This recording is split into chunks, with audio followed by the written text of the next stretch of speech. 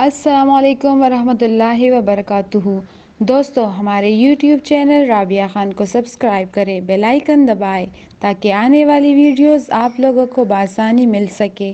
شکریہ۔ امیر المؤمنین خلیفۃ المسلمین سیدنا عثمان ذی النورین رضی اللہ تعالی عنہ، جناب امیر المؤمنین خلیفۃ المسلمین سیدنا عثمان ذی النورین رضی اللہ تعالی عنہ وہ جلیل القدر صحابی ہے، خلیفہ ثالث ہے، اللہ تبارک و تعالیٰ کا وہ برگزیدہ بندہ ہے کہ جس کو کئی چیزیں اللہ پاک نے امتیازی عطا فرمائی۔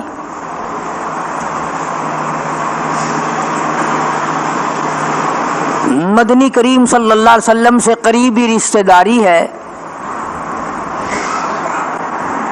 اس طرح کا رشتہ ہے حضرت عثمان رضی اللہ تعالی عنہ کا۔ جناب نبی کریم صلی اللہ علیہ وسلم کے والد حضرت عبداللہ جب پیدا ہوئے تو جوڑا پیدا ہوا۔ حضور کے والد جو پیدا ہوئے حضرت عبداللہ، تو ساتھ ایک لڑکی پیدا ہوئی، جوڑا پیدا ہوا۔ عبد المطلب کے گھر میں ایک وقت میں ایک ساتھ میں ایک جوڑا پیدا ہوا، ایک لڑکا اور ایک لڑکی۔ خداوند کریم نے حضرت عبداللہ کو تو امام الانبیاء صلی اللہ علیہ وسلم کا والد اور باپ بنا دیا، خدا کی رحمت سے لڑکی بھی کیوں محروم رہتی جو حضور کے والد کے ساتھ پیدا ہوئی، حضرت بیضہ رضی اللہ تعالی عنہ۔ یہ حضرت عثمان رضی اللہ تعالی عنہ کی نانی ہے۔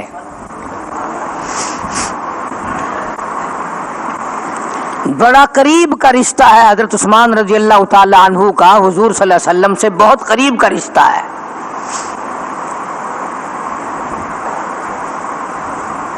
آج تو جن کا دور سے بھی واسطہ نہیں ہے، 3 حصے لوگ سید بنے پھرتے ہیں، حضور کے رشتہ دار بنتے ہیں۔ حضرت عثمان رضی اللہ تعالی عنہ اتنا قریبی رشتہ دار ہے، اور اللہ پاک نے لڑکا لڑکی دونوں کو ہی نواز دیا۔ فرمایا عبداللہ تیرے بیٹے کو حامل قرآن بناؤں گا، بیضہ تیرے نواسے کو جامع القرآن بناؤں گا۔ اپنی نعمت سے، اپنی کریمی سے، اپنی رحمت سے تم میں سے کسی کو بھی مایوس نہیں ہونے دوں گا، کسی کو بھی تم میں سے کم نہیں رہنے دوں گا۔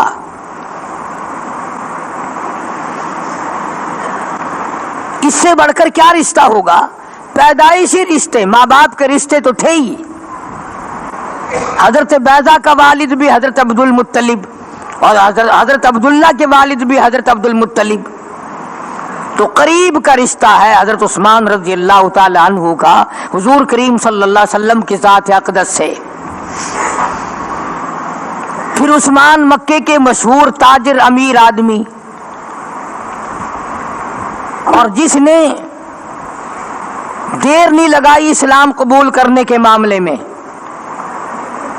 ادھر جناب ابو بکر صدیق رضی اللہ تعالی عنہ نے کلمے کی تلقین فرمائی، تبلیغ فرمائی، فوراً کلمہ پڑھ کر مسلمان ہو گئے۔ وجہ کیا تھی؟ طبیعت میں شرافت پہلے سے تھی، طبیعت میں شرافت پہلے سے تھی، نظافت پہلے سے تھی، حیا پہلے سے ہی تھا۔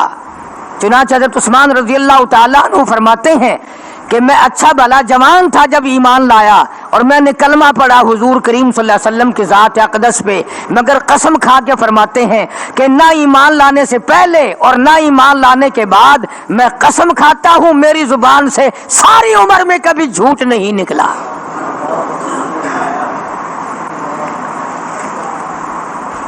تم نمازی بیٹھے ہو، حاجی بیٹھے ہو، تسبیحوں والے بیٹھے ہو، جنت کے ٹھیکیدار بنے بیٹھے ہو، ہے کوئی مائی کا لال تم میں سے یہ قسم کھائے کہ میں نے ساری عمر میں کبھی جھوٹ نہیں بولا؟ ہاں یہ قسم تو ہم اور آپ کھا سکتے ہیں کہ ساری زندگی میں سچ کبھی نہیں بولا. مسلمان اور سچ بولے. یعنی عثمان کی حالت دیکھیں آپ. فرماتے ہیں کہ پیدائش سے لے کر اور آخری وقت تک ساری عمر میں میری زبان سے جھوٹ نہیں نکلا. وہ کتنا پارسا، کتنا پاک انسان ہوگا، وہ کتنا پاک باد انسان ہوگا. اور خود ہی ارشاد فرماتے ہیں جناب عثمان رضی اللہ تعالیٰ عنہ کہ ایمان لانے سے پہلے بھی اور ایمان لانے کے بعد بھی آخری سانس تک بدکاری تو کیا، زنا تو کیا، فرماتے ہیں میری آنکھ نے زنا نہیں کیا. اصل بدماشی تو کیا کرتے، نعوذ باللہ بدکاری تو کیا ہوتی، زنا تو کیا کرتے. فرماتے ہیں میری آنکھ نے بھی زنا نہیں کیا. اور ایک اور سیدھی سی بات عرض کروں کہ میں اور آپ اپنی بیٹی کے لیے چاہے کتنا لچا لفنگا بدماش کیوں نہ ہو، لیکن اپنی بیٹی کے لیے شراب شریف داماد ڈھونڈتا ہے. حیا والا داماد جوائیں تلاش کرتے ہیں سب لوگ. چاہے 100 لچوں کا ایک لچا ہو، 100 بدماشوں کا ایک بدماش ہو، اپنی بیٹی کے لیے پھر بھی حیا والا اور شریف آدمی تلاش کرتا ہے.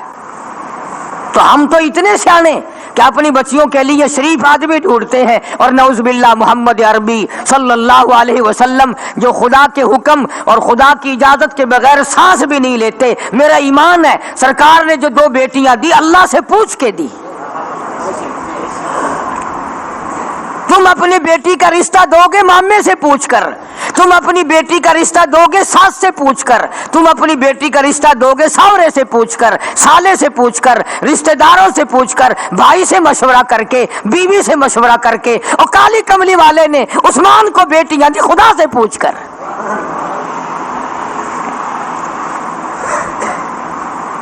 بہت بڑا عظیم مقام ہے جناب عثمان رضی اللہ تعالی عنہ کا. جب ایمان لائے تو باپ نے رسیوں میں باندھ دیا اور بڑا مارا. اللہ غنی اس کو صاف صاف جواب دے دیا. فرمایا کلمہ خون کے قطرے قطرے میں بس چکا ہے، اب تیرے بس کی بات نہیں.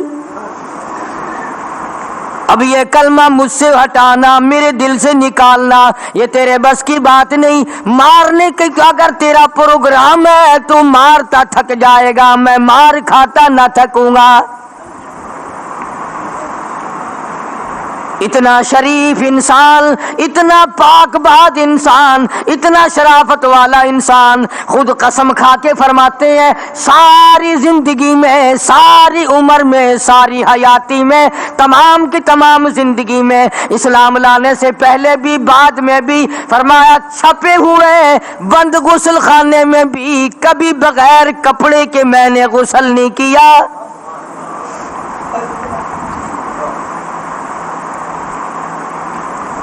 جناب عثمان رضی اللہ تعالیٰ عنہ جلیل القدر صحابی، اتنا ادب والا، اتنا حیا والا، اتنا غیرت والا.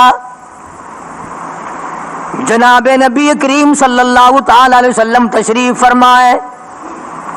آپ نے اپنے قدم مبارک دراز فرمائے ہوئے ہیں، آپ نے پیر مبارک پھیلا رکھے ہیں، آرام فرما رہے ہیں. جناب ابو بکر صدیق رضی اللہ تعالیٰ عنہ تشریف لائے، اسی طرح سے لیٹے رہے. جناب فاروق اعظم تشریف لائے، اسی طرح سے آپ آرام فرماتے رہے. جب حضرت عثمان تشریف لائے اٹھ کے بیٹھ گئے، اپنے قدموں پہ پیروں پہ بلکہ کپڑا ڈال لیا. پوچھنے والے نے پوچھا کالی کملی والے ابو بکر صدیق تشریف لائے، آپ آرام فرماتے رہے. جناب فاروق اعظم تشریف لائے، آپ آرام فرماتے رہے. اور حضرت عثمان آئے، اٹھ کے بیٹھ گئے، اپنے قدموں پہ پیروں پہ کپڑا ڈال لیا. فرمانے لگے او لوگو تم کیا جانو، تمہیں کیا معلوم ہے عثمان وہ ہے جس سے آسمان کے فرشتے بھی حیا کرتے ہیں.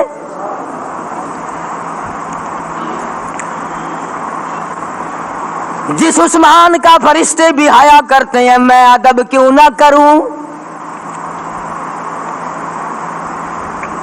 وہ عثمان شرم و حیا کا پیکر، गैरत का मुजस्समा, बेशुमार निराली चीजें हैं।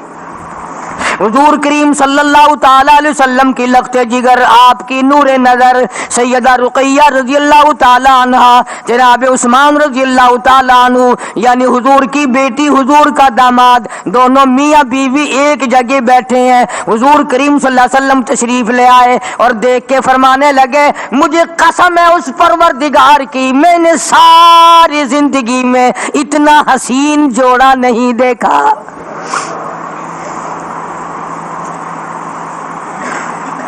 हसीन जिसको हसीन कहे, हमारा अकीदा और ईमान है कि 100 में से एक हिस्सा पूरी दुनिया को हुस्न मिला और 100 में से 99 हिस्से हजरत मोहम्मद करीम सल्लल्लाहु अलैहि वसल्लम को अल्लाह पाक ने अता फरमाए, जो इतना हसीन हो, जो इतना खूबसूरत हो, और वो दूसरे को हसीन कहे तो वो कितना हसीन होगा। यूं फरमाया, मैंने इतना हसीन जोड़ा नहीं देखा। कितना खूबसूरत जवान होगा हजरत उस्मान रज़ियल्लाहु ताला अन्हु। और फिर हिजरत फरमाने के लिए जब हबशे की तरफ तशरीफ ले गए, बड़ी तकलीफ उठाई है मक्के मुकर्रमा में। जनाब मदनी करीम सल्लल्लाहु ताला अलैहि वसल्लम का पता चला कि आज आकामना के दुर्रे यतीम काली कमली वाले का 5 दिन का फाका है। हजरत उस्मान उठे, जो घर में खाना पक्का हुआ था वो भी उठा लिया, कच्चा राशन भी उठा लिया और हुजूर करीम सल्लल्लाहु अलैहि वसल्लम के दरबार में आकर के पेश कर दिया। और जो बात कही है वो हम कभी भी न कह सकेंगे। जो बात उस्मान ने उस वक्त कही है रज़ियल्लाहु ताला अन्हु, ना हम कर सकते हैं, ना हम कह सकते हैं, ना हम निभा सकते हैं, ना हमारा वो मुंह है, हम कैसे कहें। जनाब उस्मान रज़ियल्लाहु ताला अन्हु ने अर्ज कर दिया, काली कमली वाले, आपने 5 दिन का फाका क्यों काटा, आपने फाका क्यों किया, इतनी तकलीफ क्यों उठाई। वल्लाह, कसम है उस जात की जिसके कब्जे में मेरी जान है, ये माल मेरा नहीं, ये सारे का सारा तेरा है।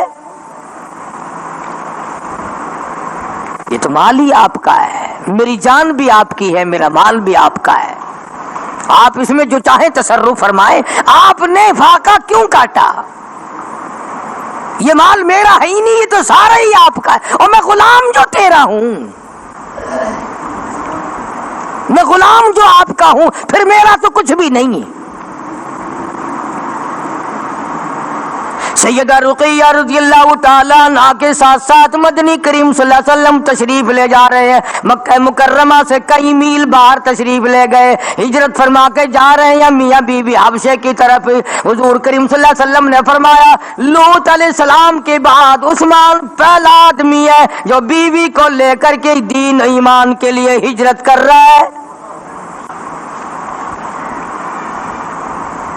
हजरत लूत अलैहिस्सलाम के बाद पहला आदमी है, पहला जवान है उस्मान, जो घर वालों समेत हिजरत कर रहा है, अल्लाह और उसके रसूल पर ईमान रखते हुए, अपना दीन बचाने के लिए, अपना ईमान बचाने के लिए, अपने अल्लाह को राजी करने के लिए, अपने मौला को खुश करने के लिए वतन से बेवतन हो रहा है।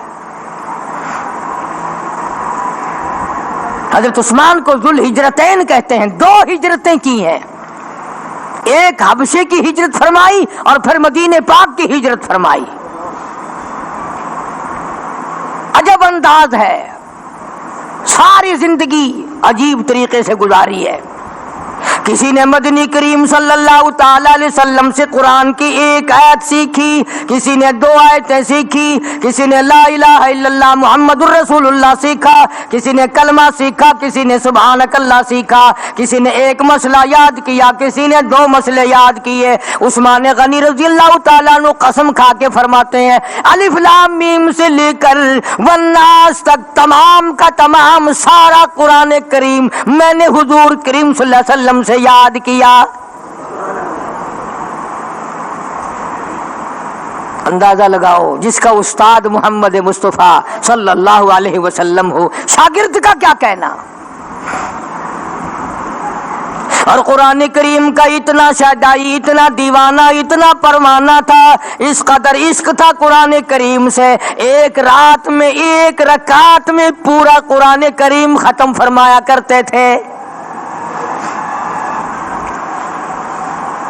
ایک رات میں ایک رکعت میں پورا قرآن کریم، پورا کلام پاک اللہ پاک کا ختم کر لیا کرتے تھے ایک رکعت میں۔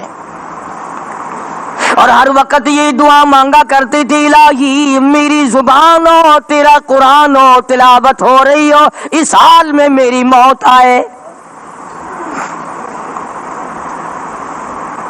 کبھی ہم نے بھی دعا مانگی اور سینکڑوں دعائیں مانگیں گے، سہولت کی، آسانی کی، فراوانی کی، رزق میں برکت کی، کاروبار میں برکت کی، قرضہ اتارنے کی، اولاد کی ہدایت کی، بڑی دعائیں مانگیں گے، لیکن یہ دعا کون مانگے کہ مولا جب میں تیری طرف آؤں تو تیرا نام ہو میری زبان ہو۔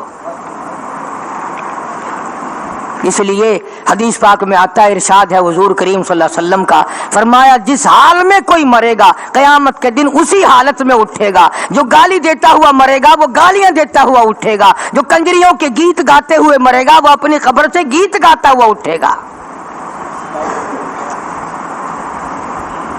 آج یہ کہانی اور قصے معلوم ہوتے ہیں، تمہیں ایک وقت آئے گا جب حقیقت آنکھوں سے دیکھو گے۔ یہ افسانے نہیں ہیں، یہ کہانیاں نہیں ہیں، یہ ارشاد فرمایا جناب عثمان ذی النورین رضی اللہ تعالیٰ عنہ نے فرمایا، او لوگوں مجھے پروردگار مالک کی کائنات کی قسم ہے، مجھے اپنے پروردگار کی قسم ہے، جب سے میں نے کلمہ پڑھا آخری وقت تک، محاصرے کے وقت تک، گراؤ کے وقت تک، بلوائیوں کے شہید کرنے کے وقت تک، فرمایا کوئی جمعہ ایسا نہیں، کوئی میری زندگی کا جمعہ ایسا نہیں جس جمعے کو میں نے اللہ کے نام پہ ایک غلام خرید کے آزاد نہ کیا ہو۔ ہر جمعے کو اللہ کے نام پر ایک غلام خرید کے آزاد فرمایا کرتے تھے، اور فرماتے ہیں کہ اگر کسی جمعے کو غلام نہ ملا تو اگلے جمعے کو 2 خرید کے میں اللہ کے نام پر 2 غلام آزاد کیا کرتا تھا۔ ایک ہمارا ماحول ہے، آپ ذرا توجہ فرمائیں، جمعے کے دن فلموں میں رش ہے، جمعے کے دن سینما کے ٹکٹ کا رش ہے، جمعے کے دن VCR بہت زیادہ چلتے ہیں، جمعے کے دن ٹیلی ویژن پہ بڑا رش ہوتا ہے، جمعے کے دن بدماشی ہے، جوا ہے، بے حیائی، زیادہ سے زیادہ بے حیائی جمعے کے دن ہوتی ہے۔ حالانکہ حضور کریم صلی اللہ علیہ وسلم نے فرمایا جمعے کا دن قیامت کی نشانی ہے، قیامت کا دن جس دن قائم ہوگا جمعہ ہی ہوگا۔ آج جمعہ تفریح کا دن ہے، آج جمعہ جوئے کا دن ہے، آج جمعہ شراب پینے کا دن ہے، آج جمعہ کھیل تماشا بے حیائی بدماشی کا دن لوگوں نے بنا لیا۔ حالانکہ حضور کریم صلی اللہ علیہ وسلم نے فرمایا جمعے کے دن ایک گھڑی ایسی آتی ہے جو مانگو وہی ملتا ہے، جس حال میں کوئی مشغول ہوگا وہی اس کی زندگی کا مستقل ذریعہ بن جائے گا۔ کون سمجھائے تمہیں؟ کس کے اندر طاقت اور جرت ہے کہ قوم کے دھارا پھیر سکے اور قوم کے رخ کو پھیر سکے؟ کون پھیر سکتا ہے؟ اس لیے قرآن کریم نے بار بار للکارا اور فرمایا افلم یہد لہم کم اہلکنا قبلہم من القرون، اکڑنے والوں، بدماشی کرنے والوں، بے غیرت کمینوں، باداؤ، جب میرا قہر جوش میں آئے گا پھر 1-2 کو نہیں، پھر بستی کی بستی، ملک کے ملک اجاڑ کے رکھ دوں گا۔ افلم یہد لہم کم اہلکنا قبلہم من القرون،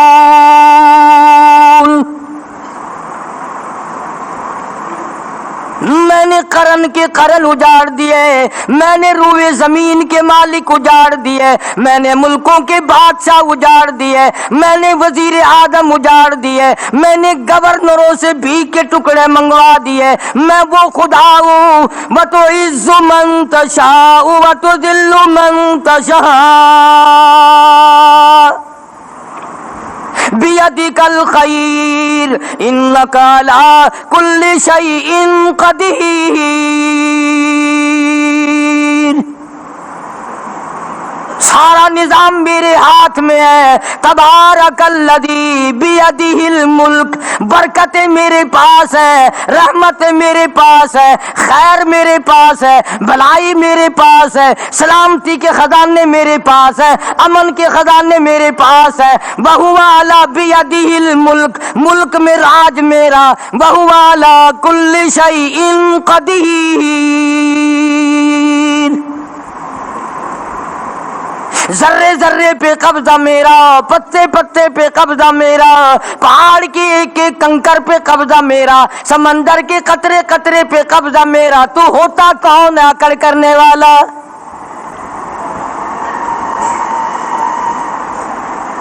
غور نہیں کرتے، سوچتے نہیں ہیں کہ کلام الہی ہمیں کیا بتانا چاہتا ہے۔ جناب عثمان رضی اللہ تعالیٰ عنہ فرماتے ہیں، اور لوگوں میں نے ساری زندگی گزار دی، اسلام کے بعد جس دن سے میں نے کلمہ پڑھا آخری دم تک کوئی جمعہ ایسا نہیں گزرا اللہ کے نام پر میں نے ایک غلام خرید کے آزاد نہ کیا ہو۔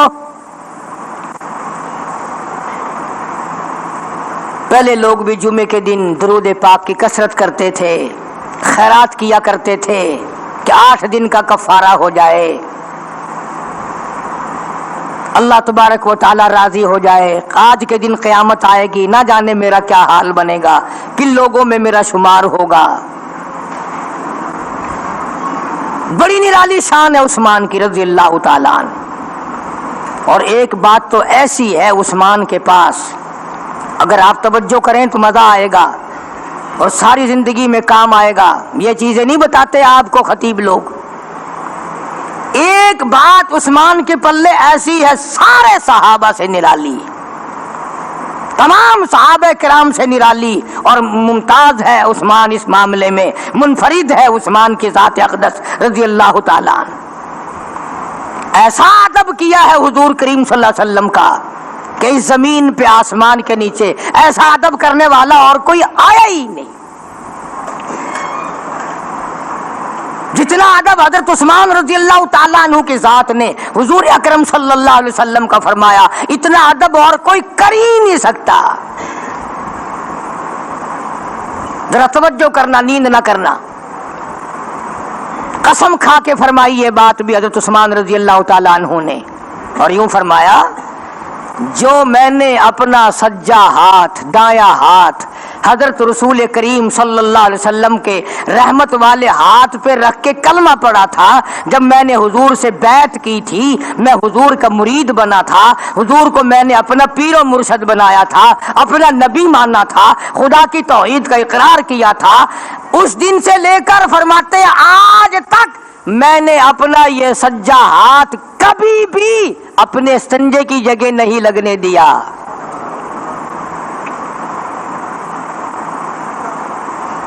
کون ایسا ادب کر کے دکھائے گا؟ کون اتنی عظمت کرے گا؟ کون اتنا اکرام کرے گا؟ کون اتنا احترام کرے گا؟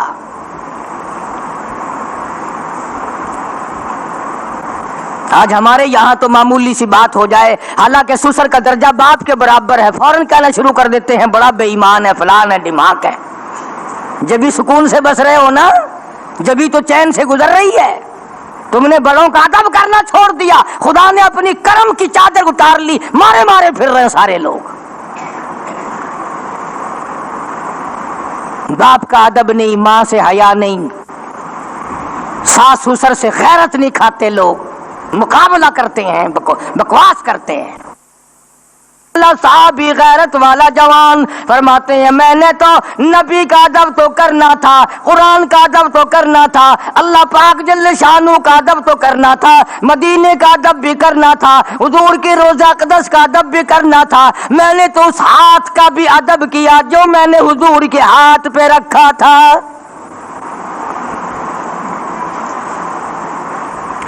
یوں ہی تو نہیں اللہ پاک نے فرما دیا, فرمایا فَإِنْ آمَنُوا بِمِثْلِ مَا آمَنْتُمْ بِهِ فَقَدِ اهْتَدَوْا وَإِن تَوَلَّوْا فَإِنَّمَا هُمْ فِي شِقَاقٍ.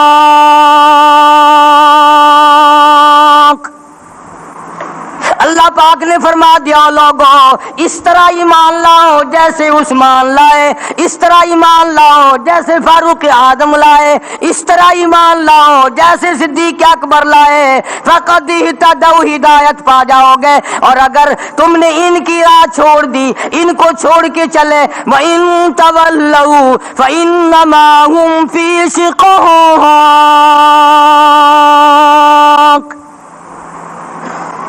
پھر تم بدبختی میں جا پڑو گے, پھر تم تباہی میں جا پڑو گے, پھر تم بربادی میں جا پڑو گے اگر تم نے میرے عثمان والا راستہ چھوڑ دیا. تو بڑی خوبیاں ہیں حضرت عثمان رضی اللہ تعالیٰ عنہ میں, بڑی صفتیں اللہ پاک جل شانہ نے رکھی ہیں حضرت عثمان رضی اللہ تعالیٰ عنہ میں, نرالی شان ہے. مدنی کریم صلی اللہ تعالیٰ علیہ وسلم کا دربار لگا ہوا ہے, مجلس ہے آقا مدنی صلی اللہ علیہ وسلم کی. وہ کتنے مقدروں والے جوان تھے جو اپنے محبوب صلی اللہ علیہ وسلم کی مجلس میں بیٹھتے تھے. وہ کتنے خوش بخت اور خوش نصیبے والے لوگ تھے جو اپنے آقا کے سامنے بیٹھتے تھے. حضور کریم صلی اللہ علیہ وسلم نے فرمایا مجھے 3 چیزوں سے بڑی محبت ہے, 3 چیزیں بڑی پیاری لگتی ہیں, 3 چیزیں دنیا میں بڑی مرغوب ہیں مجھے. فرمایا ایک, نماز میری آنکھوں کی ٹھنڈک ہے. سرکار کی پسندیدہ بات سنو, فرمایا نماز میری آنکھوں کی ٹھنڈک ہے. جو نماز پڑھتا ہے وہ میری آنکھوں کو ٹھنڈا کرتا ہے, جو نماز نہیں پڑھتا کیا مطلب, وہ مجھے رنج دیتا ہے. اور جامع ترمذی میں ایک حدیث موجود ہے, ارشاد ہے حضور کریم سب کہہ دو صلی اللہ علیہ وسلم کا, فرمایا کہ ہر پیر کے دن, ہر جمعرات کے دن ہر امتی کا نامہ اعمال میرے سامنے پیش کیا جاتا ہے. ہر امتی کا اعمال نامہ سرکار کے سامنے کر دیا جاتا ہے. تیرے فلاں امتی کا یہ عمل ہے. ذرا مسجد میں بیٹھے ہو, قبلے کی طرف منہ کیے بیٹھے ہو, لوگوں سوچو تو صحیح ہمارے اعمال نامے دیکھ کر آقا کو کتنا رنج ہوتا ہوگا, ہمارے کردار دیکھ کر, ہماری روح سیاہی کو دیکھ کر آقا کو کتنا رنج پہنچتا ہوگا صلی اللہ علیہ وسلم. ارے ہم نے حضور کی ذات اقدس کو رنج پہنچایا, پریشانی پہنچائی, تکلیف پہنچائی.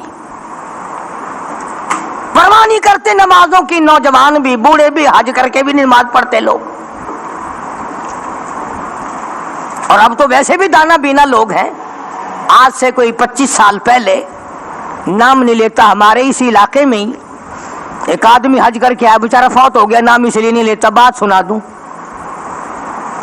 اس زمانے میں لوگوں کو بڑی رغبت ہوا کرتی تھی, کوئی حاجی ہوتا تھا. اب میں اس کو جب ملنے گیا تو دوپہر کو گیا تھا, تو مدینے کی, مکے کی, اللہ سب کو زیارت نصیب فرمائے, باتیں ہوتی رہی.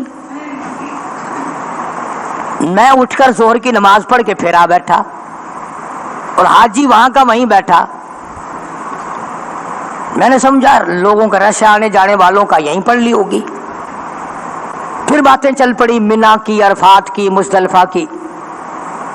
میں پھر عصر کی نماز پڑھنے چلا گیا, اور عصر کی نماز پڑھ کے آیا تو حاجی پھر وہیں بیٹھا. میں نے اس کے ایک رشتہ دار سے پوچھا, غالباً بھائی تھا, میں نے کہا حاجی صاحب نے نماز پڑھی؟ کہنے لگا نہیں, تھکے ہوئے ہیں نا, ذرا نہا دھو کے تسلی سے پڑھیں گے. اب میں نے کہا آیا ہوا تو پرسوں چوتھ کا ہے. کہ جی سفر بڑا تھا, کچھ آنے جانے والوں کا بڑا رش ہے. میں نے کہا اچھا. پھر آپ جانتے ہو ہم مولوی لوگ ہیں, چپ نہیں رہ سکتے. میں تو باتوں باتوں میں اس حاجی کو کہہ بیٹھا، میں نے کہا تو حج تو کری آیا لیکن چوتھا دن ہے نماز نہیں پڑھتا، تجھے نماز پڑھنی چاہیے۔ تو مجھے کہنے لگا کہ جی آپ ہی لوگوں سے سنا ہے کہ بیت اللہ میں 1 رکعت پڑھو تو 1 لاکھ کا ثواب ملتا ہے، اور مسجد نبوی میں 1 رکعت پڑھو تو 50,000 کا ملتا ہے۔ میں 4 مہینے وہاں پڑھ کے آیا ہوں، حساب لگا لو۔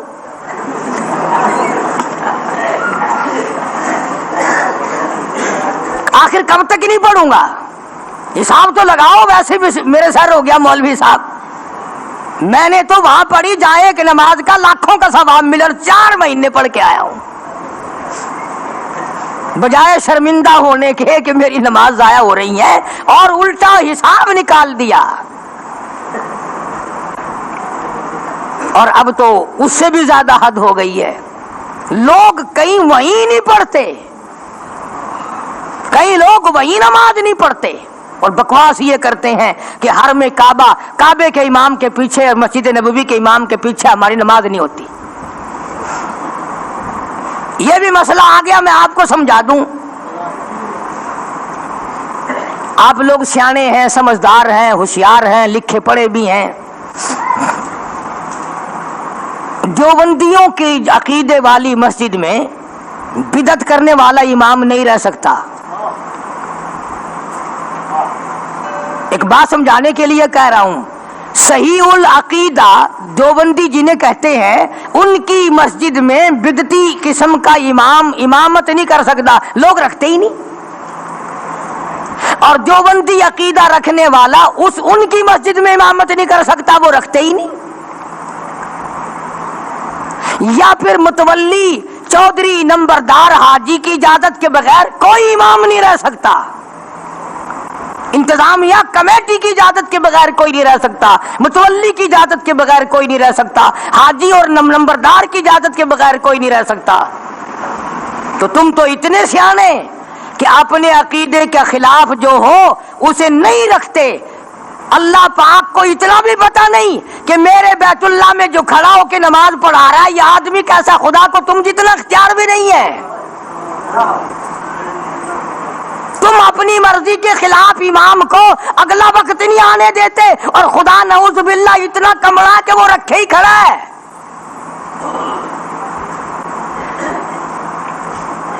تم اپنی پسند کا اگر امام رکھتے ہو، خدا اپنی پسند کا وہاں امام رکھتا ہے۔ اور اگلا مسئلہ سنو، مسجد نبوی اللہ سب کو زیارت نصیب فرمائے۔ میرا عقیدہ اور ایمان ہے، میں کوئی بناوٹ والی بات نہیں کرتا، نہ مجھے مسئلے میں لالچ ہے اور نہ میں کسی سے ڈرتا ہوں۔ مسجد نبوی جو ہے، حضور کریم صلی اللہ علیہ وسلم نے ارشاد فرمایا میرے مدینے میں کانا دجال داخل نہیں ہو سکے گا، میرے مدینے میں دجال داخل نہیں ہو سکے گا، طاعون جیسی بیماری داخل نہیں ہو سکے گی۔ تو کیا حضور صلی اللہ علیہ وسلم کی منشا اور اجازت کے بغیر وہاں کوئی امام رہ سکتا ہے؟ چلو اگر حضور اپنے مزار مبارک سے اٹھ کر مارنے نہیں آئیں گے تو اللہ پاک سے ہمارا عقیدہ ہے آج بھی اللہ اپنے محبوب کو اپنے خزانے سے دے رہا ہے، آج بھی وہ لے رہے ہیں، وہ اپنا کرم دے رہا ہے، وہ اللہ اپنے مولا کی بخششوں سے اب بھی جھولیاں بھر رہے ہیں، اب بھی اپنی اللہ کی رحمت سے مالا مال ہو رہے ہیں۔ تو کیا اللہ پاک کو کہہ کر کے وہ ہٹا نہیں سکتے؟ پتہ چلا مسجد نبوی کا جو امام ہے وہ حضور کا پسند ہے، حضور کا پسند ہے تو خدا کا پسند ہے، اور بیت اللہ کا جو امام ہے وہ خدا کا پسند ہے، وہ خدا کا گھر ہے، وہ خداوند کریم کا گھر ہے، وہاں اس کی اجازت کے بغیر کوئی ایک سیکنڈ نہیں رہ سکتا۔ اور مسئلہ سمجھو، بیت اللہ جو ہے خانہ کعبہ، اس میں آدمی چاقو لے کر داخل نہیں ہو سکتا، ہتھیار لے کر کے شرن جائز نہیں داخل ہونا، تو دوسرے عقیدے والا وہاں امامت کیسے کر سکتا ہے؟ اللہ کی اجازت کے بغیر نہیں ہو سکتا۔ تو یہ بالکل دھوکہ ہے کہ کعبے کے امام کے پیچھے اور مسجد نبوی کے امام کے پیچھے نماز نہیں ہوتی۔ اگر ان کے پیچھے نماز نہیں ہوتی تو پھر فرشتوں کے پیچھے ہوگی، پھر کسی کے پیچھے بھی نہیں ہوتی۔ اور خدا کے گھر میں جو کھڑے ہیں جہاں لاکھوں نمازوں کا ثواب ملتا ہے وہاں نماز نہیں ہوتی۔ یہ نری بناوٹ ہے ان لوگوں کی اور پھر وہاں پکڑے جاتے ہیں، اور جو وہاں سزا ملتی ہے یہاں آ کر بتاتے نہیں، یہاں آ کر بتاتے نہیں جو سزا ملتی ہے۔ عرض کرنے کا مقصد یہ بات یوں چل نکلی کہ صحابہ کرام رضوان اللہ تعالی علیہ مجمعین کی جماعت نے اتنا ادب کیا، اتنی عظمت کی، اس قدر احترام کیا، اس قدر اکرام کیا اللہ جل شانہ کا بھی، بیت اللہ کا بھی، مدینہ پاک کا بھی، حضور کریم صلی اللہ علیہ وسلم کی مجلس تبھی تو ان کو نصیب ہوئی، تبھی تو حضور کی مجلس میں بیٹھے، اور جبھی تو ان کو ہزاروں نہیں لاکھوں مرتبہ حضور کا دیدار ملا۔ تو آپ نے ارشاد فرمایا کہ میری آنکھوں کی ٹھنڈک نماز میں ہے، تین چیزیں مجھے پیاری ہیں پوری دنیا میں، تین چیزیں پسندیدہ ہیں میری۔ سب سے پہلی فرمایا نماز میری آنکھوں کی ٹھنڈک ہے، قرۃ عینی فی الصلاۃ او کما قال النبی صلی اللہ علیہ وسلم۔ فرمایا جس آدمی، جس امتی کا یہ دل کرے کہ میں نبی کی آنکھ ٹھنڈی ہو، اسے چاہیے کہ نماز پابندی سے پڑھے۔ دوسرا فرمایا وفادار عورت مجھے بڑی پسند ہے، حضور کریم صلی اللہ علیہ وسلم نے فرمایا وفادار عورت، ہائے ہائے ہماری ماؤں سے زیادہ وفادار کون ہوں گی؟ جناب عائشہ صدیقہ رضی اللہ تعالیٰ عنہ فرماتی ہیں کالی کملی والے کے گھر میں 3 مہینے چولہے میں آگ نہیں جلتی تھی۔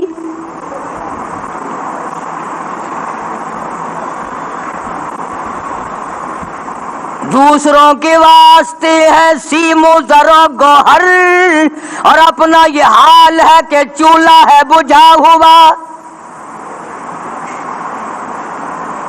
جناب عائشہ صدیقہ رضی اللہ تعالیٰ عنہ فرماتی ہیں ہمیں 24 گھنٹے میں ایک پانی کا پیالہ اور ایک کھجور کا دانہ ملا کرتا تھا۔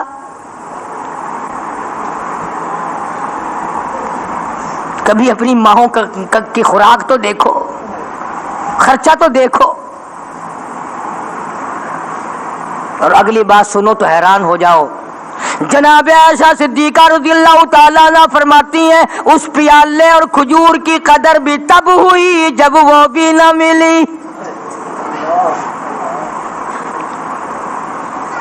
پیسوں کو برباد کرنے والوں، بے قدری کرنے والوں، ذرا سوچو تو صحیح کہ کیا گھر ہے محمد عربی سب کہہ دو صلی اللہ علیہ وسلم کا۔ اسی گھر سے خیر و برکت ملی صحابہ کرام کو، لیکن دنیا نہ تھی، بلڈنگ نہ تھی، کوٹھی نہ تھی، بنگلہ نہ تھا، چہل پہل نہ تھی۔ اچھا ایک بات اور آج یاد کر کے لے جاؤ، یہ تو مجبوری ہوئی نا، یہ تو ایک مجبوری ہوئی، پریشانی ہوئی، محتاجی ہوئی کہ پانی کا ایک پیالہ اور ایک کھجور کا دانہ ملتا تھا۔ اور اگلی بات سنو تو حیران ہو جاؤ، مجبوری اور چیز ہے، اختیار سے کرنا اور چیز ہے۔ جناب فاروق اعظم رضی اللہ تعالیٰ عنہ کی حکومت ہے، عائشہ صدیقہ رضی اللہ تعالیٰ عنہ کا سال کا خرچہ 12,000 روپیہ بوری میں بھر کر حضرت عمر نے حضرت عائشہ کے گھر پہنچا دیا، لو تمہارا یہ سال کا خرچہ آ گیا۔ سال کا خرچہ حضرت عمر رضی اللہ تعالیٰ عنہ نے جناب عائشہ صدیقہ رضی اللہ تعالیٰ عنہ کے پاس بھیجا۔ اتنا بڑا بورا بھر کر آیا۔ اللہ غنی، بجائے خوش ہونے کے، بجائے مچلنے کے، بجائے فخر کرنے کے، اپنی خادمہ سے فرمانے لگی، حضرت عائشہ خادمہ سے فرمانے لگی میں نے تو اپنے محبوب صلی اللہ علیہ وسلم کے پیٹ پہ پتھر دیکھے، میں نے تو کالی کملی والے کو فاقے کرتے دیکھا۔ خادمہ سے فرمانے لگی اس بوری کے اور میرے درمیان میں کپڑا لٹکا دے، میری آنکھ دیکھنا گوارا نہیں کرتی، میری آنکھ دیکھنا بھی گوارا نہیں کرتی۔ اس نے کپڑا لٹکا دیا۔ اس کے بعد خادمہ سے فرمانے لگی مدینے میں اعلان کراؤ جس کو خیرات چاہیے وہ عائشہ کے دروازے سے آ کے لے جائے رضی اللہ تعالیٰ عنہ۔ سارے مدینے میں اعلان ہو گیا خیرات لینے والے آ جاؤ۔ ایک اور بات تھی اس وقت میں، ضرورت مند جاتا تھا، یہ نہیں کہ ٹیبک میں ہزاروں روپیہ پڑا ہوا پھر بھی مانگ کے کھانا ہے۔ है? जेब में हजारों रुपया फिर भी मांगना है, पल्ले से नहीं खाना। ये जितने भीख मांगे हैं ना, भीख मांगने वाले, 1 करोड़ रुपया दे दो, इंशाअल्लाह शाम को फिर भी मांगेगा।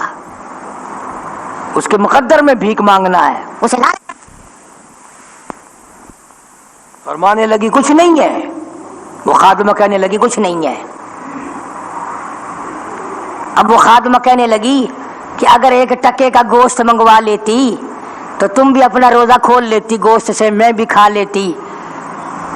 क्या जवाब दिया अम्मा आयशा सिद्दीका रज़ियल्लाहु ताला अन्हा ने? फरमाने लगी अब ताना देने से क्या फायदा, तूने उस वक्त याद क्यों नहीं दिलाया?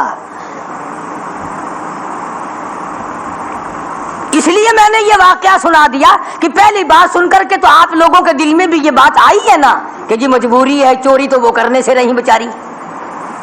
परेशानी जो हुई, गुर्बत जो हुई, तंगी जो हुई, चलो पानी का प्याले पे गुजर किया। और नहीं, ये हजरात इख्तियारी भी फाका करते थे। अब 12,000 आया और इफ्तार करने के लिए छुछुआ रहे, खजूर भी नहीं।